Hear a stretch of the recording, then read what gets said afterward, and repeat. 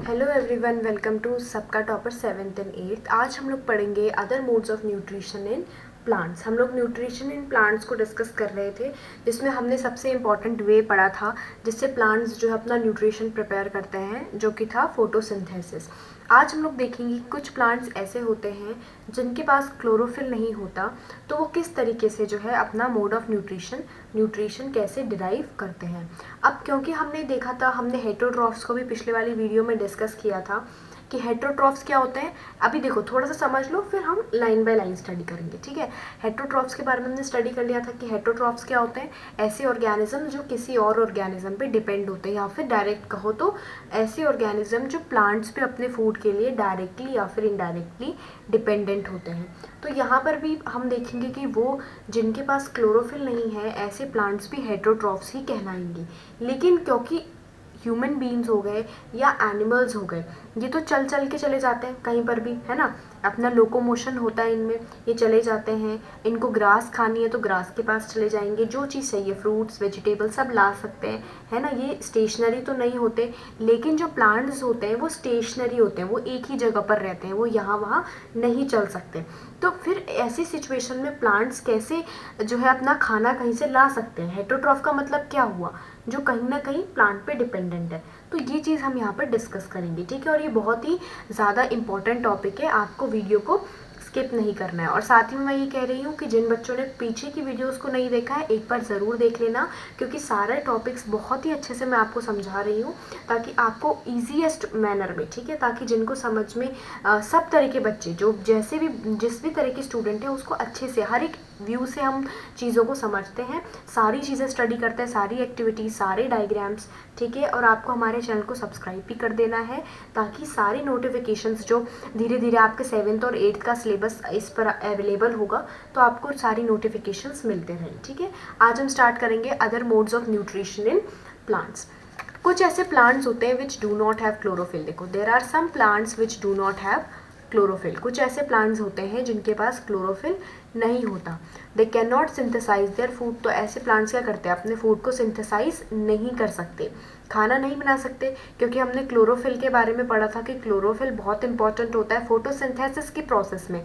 आपको याद है फोटोसिंथेसिस की प्रोसेस, वो प्रोसेस जिससे प्लांट्स अपना खाना प्रिपेयर करते हैं। तो सिंपल सी बात है कि अगर उनके पास क्लोरोफिल नहीं है तो वो फोटोसिंथेसिस नहीं कर सकते, और अगर वो फोटोसिंथेसिस नहीं कर सकते तो वो अपना फूड प्रिपेयर नहीं कर सकते। How do they survive and from where do they derive nutrition. तो वो कैसे सर्वाइव करते होंगे और कैसे अपना न्यूट्रिशन वो गेन करते होंगे, है ना। जिसके पास क्लोरोफिल नहीं है, ऐसे प्लांट्स कैसे जिंदा रहते होंगे और उनको खाना कैसे मिलता होगा। Like humans and animals, such plants depend on the food produced by other plants. ये आपको डेफिनेशन याद आ रही है ना, कि जिस तरीके से ह्यूमंस और एनिमल्स हैं, उसी तरीके से ये प्लांट्स भी दूसरे प्लांट्स पर अपने खाने के लिए, अपने न्यूट्रिशन के लिए डिपेंडेंट होते हैं। तो इसे हम क्या कहेंगे, they use the heterotrophic mode of nutrition, जो हमने डिस्कस किया था पहले भी, कि हेटरोट्रॉफिक मोड ऑफ न्यूट्रिशन यानी कि ऑर्गेनिज्म या प्लांट किसी और प्लांट पर डिपेंडेंट है डायरेक्टली या इनडायरेक्टली खाने के लिए। Look at figure 1.5। अभी हम 1.5 को देखेंगे। पहले आप यहाँ पर थोड़ा सा पढ़ लो, तब आपको ये समझ में आएगा क्या बताया हुआ है 1.5 फिगर में। Do you see yellow tubular structures twining around the stem and branches of a tree. आपको वहाँ पे येलो ट्यूब्यूलर स्ट्रक्चर, ट्यूब के जैसे स्ट्रक्चर्स दिखेंगे, जो एक स्टेम और ब्रांचेस पर आप देखना, एक बड़ा सा का ट्री होगा और उसमें वो स्ट्रक्चर्स होंगे, ठीक है। अभी आप देखना फिगर में, this is a plant called Cuscuta. ये एक कैस्क्यूटा प्लांट है, इसको हम अमर बेल भी कहते हैं, ठीक है। और ये इसमें जो है आप देखना इस तरीके की स्ट्रक्चर्स होंगे। It does not have chlorophyll. इसके पास, इस कैस्क्यूटा के पास भी क्लोरोफिल नहीं होता है, ठीक है। It takes readymade food from the plant on which it is climbing. Readymade food आपको समझ में आ रहा है। रेडीमेड फूड का क्या मतलब हो गया, कि अपना खाना खुद प्रिपेयर नहीं करता। ये जो बड़ा सा का ट्री है, जो होस्ट बोलेंगे हम उसको, ठीक है, जिसपे ये कैस्क्यूटा जो है वो लगा हुआ है, अमर बेल। आप देख रहे हो येलो कलर का स्ट्रक्चर, ट्यूब्यूलर स्ट्रक्चर लगा हुआ है उसके ब्रांचेस पे, स्टेम्स में। तो ये जो लगा हुआ है, जो इसका असली ट्री है, वो इसका होस्ट हो गया, ठीक है। और इस पे ये लगा हुआ है और यहाँ से अपना खाना डिराइव करता है। अब मैं आपको फिर से समझाती हूँ इस टॉपिक को। देखो, एक ट्री है, वो ट्री के ऊपर कोई दूसरा ऑर्गेनिज्म आ गया है और उससे खाना ले लेता है। जो ट्री अपने लिए बनाता है वो वैल्यूबल न्यूट्रिशन उससे ले लेता है। अब यहाँ पे आपको एक चीज़ समझनी है, होस्ट क्या होता है। देखो, होस्ट वो ऑर्गेनिज्म होता है जिससे खाना कोई डिराइव कर रहा है, जिस पे डिपेंडेंट है खाना। जैसे कि आपको यहाँ पर ये ट्री जो है वो होस्ट कहलाएगा, और इसके ऊपर जो कैस्क्यूटा लगा हुआ है वो जिस बॉडी पे, मतलब कैस्क्यूटा एक पैरासाइट हो गया। अभी आप पढ़ोगे पैरासाइट के बारे में। कैस्क्यूटा क्योंकि दूसरे का न्यूट्रिशन, इंपॉर्टेंट न्यूट्रिशन डिराइव कर रहा है, वो चीज़ जो उस प्लांट के लिए इंपॉर्टेंट है, जो उसकी लाइफ के लिए बहुत इंपॉर्टेंट है, उसको वो ले रहा है, मतलब नेगेटिव वर्क कर रहा है। तो कैस्क्यूटा जिस पे भी जाएगा, जिस ऑर्गेनिज्म पे रहेगा, उसको हम होस्ट प्लांट कहेंगे। या जैसे हमारी बॉडी में टेप वर्म्स होते हैं, तो टेप वर्म्स जो हमारी बॉडी में होते हैं उनके लिए हम क्या हो गए, होस्ट बॉडी हो गए। तो होस्ट मतलब वो बॉडी जिसके ऊपर कोई और ऑर्गेनिज्म आके रहता है, उसके ऊपर या उसके अंदर, वो सिचुएशन वाइज डिफर करेगा। तो कैस्क्यूटा अमर बेल ऑन होस्ट प्लांट, आपको ये दिख रहा होगा। होस्ट प्लांट ये ट्री है। The plant on which it climbs is called a host. ये मैंने आपको बता दिया, होस्ट वो प्लांट जिसपे वो क्लाइम कर रहा है। Since it deprives the host of valuable nutrients it is called a parasite. इसको पैरासाइट क्यों कहा गया, क्योंकि ये उस होस्ट की बॉडी को वैल्यूएबल न्यूट्रिएंट्स से वो कर देता है, मतलब उसकी होस्ट की बॉडी जो है उसको वैल्यूएबल न्यूट्रिएंट नहीं मिल पाती, इसलिए इसको हम पैरासाइट कहते हैं। Are we and other animals also parasites for the plants. अब आपको बोला गया है कि क्या हम भी या दूसरे एनिमल्स भी, हम भी पैरासाइट होंगे किसी प्लांट के लिए। You should think about it and discuss with your teacher. So basically ये चीज़ आपको सोचने के लिए कहा गया है, और ये कहा गया आप इसको अपने टीचर के साथ डिस्कस करो कि क्या हम भी पैरासाइट होंगे। नहीं, हम हार्म नहीं पहुंचाते डायरेक्टली, हम तो स्टोर्ड फूड को यूज़ करते हैं, जो फ्रूट्स वेजिटेबल्स हैं, ठीक है। तो डायरेक्टली तो हम हार्म नहीं पहुंचाते, और इसको आपको और डिस्कस करना है अपनी टीचर के साथ। Paheli wants to know whether mosquitoes, bedbugs, lice and leeches that suck our blood are also parasites. क्या ये भी पैरासाइट होते हैं? देखो, सारे पैरासाइट नहीं होते, वही पैरासाइट होते हैं जो आपकी बॉडी में कोई हार्म कुछ करते हो, ठीक है। आपकी बॉडी से कुछ न्यूट्रिएंट्स भी लेते हो, कोई चीज़ ले भी लेते हो, और आपकी ही बॉडी में रहते हो और आपको हार्म भी करते हो, वो पैरासाइट होते हैं। हैव यू सीन और heard of plants that can eat animals. क्या आपने कभी किसी ऐसे प्लांट को देखा है या किसी ऐसे प्लांट के बारे में सुना है जो एनिमल्स को खा सकता है? एनिमल्स को खा सकते हैं प्लांट, ऐसा आपने कभी सुना है? यहाँ पर आप देखना, इंसेक्टिवोरस कहते हैं इनको। ये इंसेक्ट को खाते हैं, एनिमल्स को तो नहीं, बड़े बड़े एनिमल्स को तो नहीं, पर इंसेक्ट्स को। There are a few plants which can trap insects and digest them. कुछ प्लांट्स ऐसे होते हैं जो इंसेक्ट को ट्रैप करेंगे और उनको डाइजेस्ट कर लेंगे। Is it not amazing? क्या ये आपके लिए अमेजिंग है जानना? बिल्कुल भाई, प्लांट एनिमल को खाने लग गया है, थोड़ा अमेजिंग तो है ही। सच प्लांट्स में बी ग्रीन, ये ग्रीन कलर के होंगे या किसी और कलर के भी हो सकते हैं। Look at the plant in figure 1.6 the picture like. अच्छा, यहाँ पे पहले प्लांट को देख लो, ठीक है। यहाँ देखो, ये पूरा प्लांट है, यहाँ पिक्चर, यहाँ पे 1.6 पे देखना है, pitcher plant showing lead and picture. ये पूरा प्लांट है और ये एक पिक्चर दिखाएगी आपको कैसा है। ये पिक्चर है मटका वाला पिक्चर, इसकी स्पेलिंग डिफरेंट है, ठीक है। Leaf modified into picture. ये आपको समझ में आ रहा है कि जो लीफ है that is modified into picture. Leaf modified into picture, जो उसकी लीफ होती है वो मटके जैसा शेप ले लेती है, और ये इसकी लिड है, लिड यानी ढक्कन। अब क्या होता है कि कोई इंसेक्ट आया और इसके ऊपर बैठा, यहाँ पे कुछ सेक्रीशंस होंगी, यहाँ पे बैठेगा जैसे इंसेक्ट, ये लिड बंद हो जाएगा और इसके अंदर कुछ जूसेस निकलते हैं डाइजेस्ट करने के लिए, डाइजेस्टिव जूसेस, और उसको ये पूरा इंसेक्ट जो है डाइजेस्ट हो जाता है उसकी बॉडी में और सारे न्यूट्रिएंट मिल जाते हैं, ठीक है। तो यहाँ बहुत सारे होते हैं, ये सारे लीव्स लगभग इसी तरीके के बन जाते हैं धीरे धीरे। तो ये बहुत सारे प्रेजेंट होते हैं, तो उस प्लांट का वर्क इसी से चलता है, उसे हम इंसेक्टिवोरस प्लांट कहते हैं। The picture like structure is the modified part. ये मोडिफाइड पार्ट है किसका? लीफ का, यानी कि जो पत्ता है वो ही चेंज होकर इस तरह से बन गया है। The apex of the leaves form a lid. अब जो एपेक्स होती है बिल्कुल वो लिड बन जाती है, ढक्कन जैसी बन जाती है, जो ओपन हो सकती है, क्लोज हो सकती है। The mouth of the picture, जो मटका है उसके माउथ को ओपन और क्लोज कर सकती है ये lid. Inside the picture there are hair which are directed downwards. अब इस पिक्चर के अंदर हेयर्स होते हैं, मतलब यहाँ देखो, ये जो आपने मटका देखा ना, यहाँ नीचे के पार्ट में कुछ हेयर्स होंगे जो नीचे की ओर दिखाते हैं, मतलब नीचे की तरफ उनका जो है हो रखा होता है, ओरिजिनेशन नीचे की ओर होते हैं वो। तो उसमें क्या होता है, फंस जाता है और वो नीचे चला जाता है insect. When an insect lands in the picture, जैसे ही कोई इंसेक्ट इस पर लैंड करेगा इस मटके पर, the lid closes and the trapped insect gets entangled into the hair. अब क्या होगा, लिड क्लोज हो जाएगी और जो इंसेक्ट है वो पूरी तरीके से उसमें उलझ जाएगा। The insect is digested by the digestive juices secreted in the picture. आपको क्या बताया गया कि जो इंसेक्ट है वो इन जूसेस के कारण डाइजेस्ट हो जाएगा जो इस मटके में सेक्रीट हुए हैं। Such insect eating plants are called insectivorous plant. तो ऐसे प्लांट्स को हम क्या कहते हैं, जो इंसेक्ट को खा जाएंगे उनको क्या कहेंगे हम, इंसेक्टिवोरस प्लांट्स। तो क्या हो गया, insect eating plants are called insectivorous plants. ठीक है। It is possible that such plants do not get all the required nutrients from the soil in which they grow। क्या ऐसा पॉसिबल है, इसी आप सोचना। प्लांट्स डू नॉट गेट, कि plants को सारे न्यूट्रिएंट्स जो है सॉइल से ना मिल पाए जिसमें वो ग्रो करते हैं। सीधी सी बात है, तभी तो वो इस तरह का मोड ऑफ न्यूट्रिशन है उनका, उनको और न्यूट्रिशन चाहिए होता है जो वो इस तरीके से डिराइव करते हैं। Boojho is confused if the picture plant is green. अगर पिक्चर प्लांट ग्रीन है and carries out photosynthesis, photosynthesis कर सकता है, then why does it feed on insects. तो वो इंसेक्ट्स पे क्यों फीड करता है। चलो ये तुम्हारे लिए एक क्वेश्चन हो गया, कमेंट करना है तुम्हें इस क्वेश्चन का आंसर। ठीक है, जितने भी बच्चे देख रहे हैं अभी तक मैं काफ़ी कुछ समझा चुकी हूँ, मुझे पता है कि आपको ये बात समझ में आ गई होगी। यहाँ पर आपको यहाँ पर कमेंट करना है। ठीक है, जब भी आप देखो, जिस भी समय आप देख रहे हो, आपको इसमें कमेंट करके अपना बताना है कि आपको क्या ठीक लगता है। ठीक है, फिर मैं आपको बताऊंगी नेक्स्ट वीडियो में या अभी आगे भी कभी बता दूंगी, टाइम मिलेगा। ठीक है, तो मैं आपको इसका आंसर बता दूंगी। आपको क्या करना है, अभी अपना कमेंट डालना है। ठीक है, देखते हैं आपको कितना समझ में आया है। अब नेक्स्ट में आता है सेप्रोट्रॉप्स पे। सेप्रोट्रॉप्स देखो, सेप्रोफिटिक मोड ऑफ न्यूट्रिशन एक मोड ऑफ न्यूट्रिशन होता है। इसमें बेसिकली ऑर्गेनिज्म जो होता है वो डेड और डिकेइंग, डेड और डिकेइंग मतलब, डेड मतलब क्या होता है, जो चीज़ मर चुकी है, और डिकेइंग मतलब जो चीज़ सड़ी हुई है। तो उसको आप कैसे याद रखोगे, डी से याद रखो, डेड और डिकेइंग।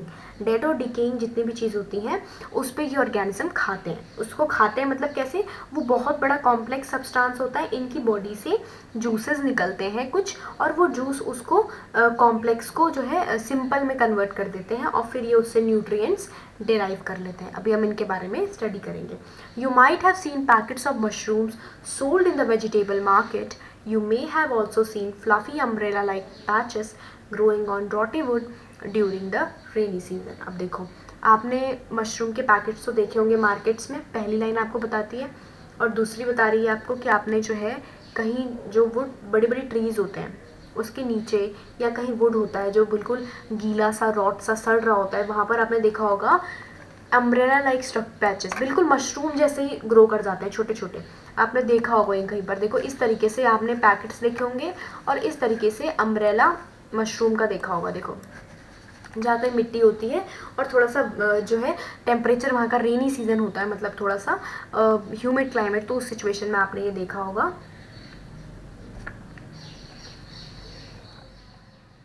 बोजू wants to know how these organisms acquire nutrient. अब बोजू ये जानना चाहते हैं कि ये ऑर्गेनिज्म किस तरीके से न्यूट्रिएंट्स को एक्वायर करते हैं। They do not have mouths like animals do. अब जैसे आपने इनको देखा तो इनके पास, मशरूम्स के पास तो कोई माउथ नहीं है जैसे एनिमल्स के पास है। They have not like green plants, they are not like green plants as they like chlorophyll and can not make food by photosynthesis. ये क्या करते हैं, इनके पास क्लोरोफिल भी नहीं है, ये खाना भी नहीं बना सकते फोटोसिंथेसिस से। ये सब आपको पता है, तो कैसे इनको खाना मिलता है ये जानना चाहता है बोजू। एक्टिविटी 1.1 को डिस्कस करेंगे। 1.2 को, take a piece of bread and moisture it with water, leave it in a moist warm place for 2-3 days और until fluffy patches appear on them. अब देखो, आपको क्या करना है, एक पीस ऑफ ब्रेड लेना है, जो ब्रेड मार्केट में मिलता है वो ब्रेड लेना है, उसको हल्का सा गीला कर देना है पानी से। फिर आपको उसको किसी मॉइस्ट मतलब जहाँ हल्का हल्का एयर में नमी होती है, बिल्कुल गर्म जगह पे नहीं, ठीक है, सन रेज के सामने नहीं, बिल्कुल ऐसी जगह जहाँ थोड़ा डार्क सी प्लेस हो, जहाँ थोड़ा सा ठंडा सा रहता हो, मॉइस्ट सा हो, क्लाइमेट वार्म हो, लेकिन वो जगह थोड़ी गर्मी हो, वहाँ पर गर्मी भी हो और नमी भी हो। कैसे, आपका जो एयर है उसमें नमी हो, ठीक है, और गर्मी भी हो, तो ऐसी जगह पर आपको उसको रख देना है। किसी भी डार्क जगह पर रख लो, ठीक है, 2-3 दिन तक रखो। अगर 2-3 दिन में रिजल्ट नहीं दिखता है तो आपको कब तक रखना है, जब तक फ्लफी पैचेस ना आ जाए। कुछ टाइम के बाद देखना आप धब्बे धब्बे आ जाएंगे उस ब्रेड की स्लाइस में, ठीक है, उस पीस में या उस स्लाइस में धब्बे आ जाते हैं। दीज पैचेस में भी अभी किस किस कलर के हो सकते हैं, देखो वाइट कलर के हो सकते हैं, वाइट कलर के धब्बे आपको अच्छे से ऑब्जर्व करने हैं, ठीक है, ब्रेड में। ग्रीन कलर के भी हो सकते हैं, ब्राउन कलर के, या किसी और नया कलर भी आपको मिल सकता है। Observe the patches under a microscope और अ मैग्नीफाइंग ग्लास। अब ये पैचेस आपको एक माइक्रोस्कोप के अंदर देखने, या फिर आपके घर में अगर मैग्नीफाइंग ग्लास है तो आप घर पे उसके थ्रू भी देख सकते हो। अब यहाँ पे देखो ऐसा दिखेगा आपको, फंगाई ग्रोइंग ऑन ब्रेड। देखो ये इस तरह का हो जाएगा, और इसका एक पार्ट हम जूम करके देखेंगे तो इस तरीके से हो जाएगा। देखो कितने सारे स्पोर्स दिख रहे हैं आपको, है ना, यहाँ पर। Write down your observation in your notebook. अब आपको क्या करना है, अपना ऑब्जर्वेशन अपनी नोटबुक में लिख देना है। Most probably you will see cotton like threads spread on the piece of bread. आपको क्या दिखेंगे, कॉटन जैसे थ्रेड्स, वो ना जब आप देखोगे तो आपको दिखाई देगा, स्पोर्स टाइप का होता है, चूरा चूरा सा हो जाता है वो, ठीक है। कॉटन लाइक थ्रेड्स होते हैं spread on the piece of bread. तो जो ब्रेड होता है उसमें कॉटन लाइक थ्रेड्स होते हैं। These organism are called fungi. इनको हम फंगाई कहते हैं, ठीक है। They have a different mode of nutrition. इनका जो मोड ऑफ न्यूट्रिशन होता है वो डिफरेंट होता है, अलग तरीके का। They secrete digestive juices on dead and decaying matter. अब आपने क्या करा था, देखो ध्यान दो, आपने ब्रेड को 2-3 दिन तक ऐसे ही रख दिया था। ब्रेड तो जल्दी एक्सपायर हो जाता है, 4-5 दिन 6 दिन अगर आप ऐसे ही ब्रेड को रख दोगे किसी भी गीली सी और इस तरह की डर्टी सी जगह पर, तो बेसिकली क्या होगा कि जो ब्रेड है वो एक तरह से डेड और डिकेइंग मैटर, सड़ा हुआ सा सब्सटेंस बन जाएगा, सड़ने लग जाएगा ब्रेड। तो तब ये इस पे ग्रो करते हैं, जो हमने अभी पढ़ा था सैप्रोफाइट्स, है ना, उनके बारे में जो मैंने आपको बताया था। तो होता क्या है, मैंने आपको बताया था डाइजेस्टिव जूस सेक्रेट करेंगे किस सब्सटेंस पर, जो सब्सटेंस डेड और डिकेइंग है। डी से याद रखना है, डेड और डिकेइंग सब्सटेंस पर ये जूस सेक्रेट करते हैं, और फिर इसको कन्वर्ट कर लेते हैं एक सोल्यूशन में, ठीक है, एक सोल्यूशन में कन्वर्ट कर देते हैं, और फिर एब्जॉर्ब करते हैं न्यूट्रिएंट्स उससे, ठीक है। This mode of nutrition in which organisms take in nutrients in solution form from dead and decaying matter is called saprophytic nutrition. अब ये आप याद रखो, the mode of nutrition, वो mode of nutrition जिसमें organism food लेते हैं, nutrient लेते हैं एक सोल्यूशन फॉर्म में, और किससे, डेड और डिकेइंग मैटर से, उसे हम सैप्रोफिटिक न्यूट्रिशन कहते हैं। ये आपका डेफिनेशन हो गया सैप्रोफिटिक न्यूट्रिशन का। Plants which use saprophytic mode of nutrition are called saprotrophs. अब वो जो इस मोड ऑफ न्यूट्रिशन को यूज़ करते हैं उसे हम सैप्रोट्रॉप्स कहते हैं। सैप्रोफिटिक भी होता है मोड ऑफ न्यूट्रिशन, सैप्रोट्रॉफिक भी होता है, ठीक है। सैप्रोट्रॉफिक मोड ऑफ न्यूट्रिशन आपको दिया हुआ है, सैप्रोट्रॉफिक, ठीक है। सैप्रोट्रॉफिक न्यूट्रिशन यहाँ पर हमारा हो जाता है। Fungi also grow on pickles. आप पिकल्स पे भी देख सकते हो, लेदर में भी उग जाता है, क्लोथ्स में भी उग जाता है। आपने कभी पिकल्स में, अचार में भी देखा होगा कि वाइट वाइट सा ग्रो हो जाता है कहीं कहीं पर, कहीं कपड़े वगैरह में भी कहीं कहीं पर आप देखो ग्रो हो जाता है। कोई भी आर्टिकल जो आप हॉट और ह्यूमिड क्लाइमेट में रख दोगे बहुत टाइम तक तो ग्रो हो जाता है। Paheli is keen to know whether her beautiful shoes which she wore on special occasions were spoiled by fungi during the rainy season. She wants to know how fungi appear suddenly during the rainy season. अब पहली ये जानना चाहती है कि उसके जो beautiful से शूज़ थे वो ख़राब हो गए, वो ओकेजन्स पे उनको पहनती थी, वो ख़राब हो गए फंगाई के कारण, रेनी सीजन में ख़राब हो गए वो शूज़। तो वो ये जानना चाहती है कि फंगाई कैसे सडनली अपेयर हो जाता है रेनी सीजन के टाइम पे। तो ये सब तो हमने ऊपर पढ़ लिया है ना, कि जहाँ पर भी आपका क्लाइमेट जो है मॉइस्ट होगा, वार्म होगा, तो वहाँ पे वो ग्रो कर जाएंगे। डेड और डिकेइंग ख़राब जगह पर तो आपको क्या करना होता है, ये सब आप पढ़ चुके हो, ठीक है। आपको ऐसी जगहों पर अपना सामान नहीं रखना होता, सामान का देखभाल करनी होती है। Boojho says once his grandfather told him that his wheat fields were spoiled by a fungus. He wants to know if fungi cause diseases also. तो बोजू क्या कह रहा है, ही वॉन्ट्स टू, वो जानना चाहता है ये चीज़ कि देखो उनके जो दादाजी थे बोजू के, उन्होंने उनको बताया था कि उनकी वीट की जो फील्ड्स थी वो एक बार ख़राब हो गई थी फंगस के कारण। फंगस वही होता है जो हम जिसे हम फंगाई कहते हैं, ठीक है। He wants to know if fungi cause diseases also. अभी बोजू जानना चाहता है कि फंगाई जो है क्या वो कोई बीमारी भी कॉज करता है, जैसे प्लांट्स ख़राब हो गए, स्पॉइल हो गई वीट की फील्ड उनकी।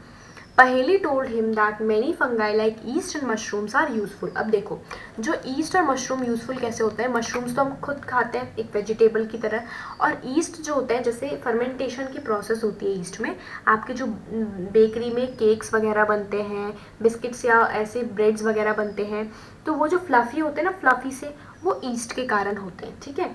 तो उसका यूज़ वहाँ पर होता है। But some fungi cause diseases in plant, लेकिन कुछ फंगाई ऐसे होते हैं जो पौधों में कुछ बीमारियाँ भी कॉज कर देते हैं, एनिमल्स में भी और ह्यूमन बींग्स में भी। Some fungi are also use in medicine, लेकिन कुछ ऐसे भी होते हैं जिनको हम दवाइयों में यूज़ करते हैं, मतलब कुछ अच्छे भी होते हैं और कुछ बुरे भी होते हैं, दोनों तरीके के होते हैं। During the rainy season they spoil many things. Rainy season के टाइम पर ये बहुत सारी चीज़ों को ख़राब करते हैं। Ask your parents about the menace of fungi in your house. आप अपने पेरेंट्स को पूछना कि कैसे कितना प्रॉब्लम होता है फंगाई के कारण आपके घर में। The fungal spores are generally present in the air. अब फंगस के जो स्पोर्स होते हैं, जो अभी हम पढ़ रहे थे, उनके स्पोर्स हमने ब्रेड में देखे थे ना, वो हवा में होते हैं प्रेजेंट। जैसे ही वो कहीं वेट और वार्म जगह पर, when they land on wet और वार्म थिंग्स, जैसे ही वो वेट एंड वार्म थिंग्स पे लैंड करेंगे, मतलब हल्का सा गीला और हल्की सी गर्मी वाली जगह पर, दे जर्मिनेट एंड ग्रो, वो जर्मिनेट हो जाएंगे और फिर उनकी ग्रोथ होने लग जाएगी। Now can you figure out how we can protect our things from getting spoiled? Simple सी बात है कि हमें चीज़ों को वेट और वार्म जगह प्रोवाइड नहीं करनी है, ठीक है, ऐसी चीज़ों को जिनमें फंगस के लगने के चांसेस हैं। Some organisms live together and share shelter and nutrients. कुछ ऑर्गेनिजम्स ऐसे होते हैं जो शेल्टर को और न्यूट्रिएंट को दोनों को शेयर करते हैं, मतलब अपना खाना भी शेयर करेंगे, अपने एक साथ में रहेंगे, शेल्टर भी शेयर करेंगे, अपनी रहने की जगह भी शेयर करेंगे। इनको हम सिम्बायोटिक रिलेशनशिप कहते हैं। ये बिल्कुल फ्रेंडशिप के जैसी होती है कि आप भी हेल्प कर रहे हो और आपका फ्रेंड भी हेल्प कर रहा है आपको, ये बिल्कुल ऐसी होती है सिम्बायोटिक रिलेशनशिप, इसको हम कहते हैं। For example certain fungi live in the roots of trees. कुछ फंगाई ऐसे होते हैं जो ट्रीज के रूट में रहते हैं, ठीक है, ट्रीज के रूट में, बड़े बड़े पेड़ों जो होते हैं उनकी जड़ों में कभी कभी आपने देखा होगा फंगस भी रहते हैं। The tree provides nutrients to the fungus and in return receives help from it to take up water and nutrients from the soil. अभी जो पेड़ होता है ये तो खाना ही देगा, सिंपल सी बात है, क्योंकि वो फोटोसिंथेसिस कर सकता है, उसके पास क्लोरोफिल है, तो उसका सबसे बड़ा वो तो खाना ही है, तो वो न्यूट्रिएंट प्रोवाइड करता है। और फंगस क्या करेगा, उसका दूसरा फ्रेंड, वो क्या करेगा, वो उसको वाटर और न्यूट्रिएंट को सॉइल से एब्जॉर्ब करने में हेल्प करेगा। This association is very important for the tree. और ये जो एसोसिएशन होती है, ये मतलब ये जो दोनों जो साथ रहते हैं, बहुत ज़रूरी होती है एक पेड़ के लिए, ट्री के लिए बहुत इंपॉर्टेंट होती है। इन ऑर्गेनिज्म को लाइकन्स। अब लाइकन्स एक दोस्ती का नाम है, एक फ्रेंडशिप का नाम है लाइकन, ठीक है, मैं आपको इजीली बता रही हूँ तो आपको याद रहे। लाइकन किसी ऑर्गेनिज्म का नाम नहीं है, ये एक दो ऑर्गेनिज्म के ग्रुप का नाम है, ठीक है, इसको हम लाइकन कहते हैं। इसमें दो होते हैं, एक क्लोरोफिल वाला होता है पार्टनर, इसका नाम एल्गा होता है, और दूसरा फंगस। एल्गी और फंगस ये दोनों होते हैं, ठीक है, लाइकन में, लाइकन ग्रुप में ये दोनों रहते हैं। एक एल्गी हो गया जो क्लोरोफिल बेयरिंग होता है, इसके पास क्लोरोफिल होता है तो ये फोटोसिंथेसिस कर सकता है, और एक फंगस होता है, ये दोनों साथ में रहते हैं। The fungus provide shelter. अब जो फंगस होता है वो शेल्टर प्रोवाइड करेगा, वाटर भी प्रोवाइड करेगा और मिनरल्स भी प्रोवाइड करता है to the algae, and in return the algae क्या प्रोवाइड करेगा, फोटोसिंथेसिस से बनाया हुआ फूड। सिंपल सी बात है क्योंकि वो क्लोरोफिल बेयरिंग है, ठीक है। यहाँ तक आपको क्लियर हो गया, मैंने आपको सारी चीज़ें अच्छे से समझा दी है, ठीक है। अब हम आगे पढ़ेंगे how nutrients are replenished in the soil. और यहाँ तक सब कुछ आपको समझ में आ गया है तो वीडियो को ज़रूर लाइक करना, चैनल को सब्सक्राइब कर दो ताकि जो भी नया कंटेंट है वो आपको मिलता रहे टाइम टू टाइम। सारा सिलेबस आपको यहाँ पे प्रोवाइड करा जाएगा धीरे धीरे, तो आप चैनल को सब्सक्राइब करो और वीडियो को लाइक ज़रूर करना। आप हमें कमेंट कर सकते हो, और भी कुछ चीज़ अगर आपको जाननी है तो आप हमें कमेंट करो, और हमें ये भी बताना कि वीडियो कैसी लगी। Thanks for watching.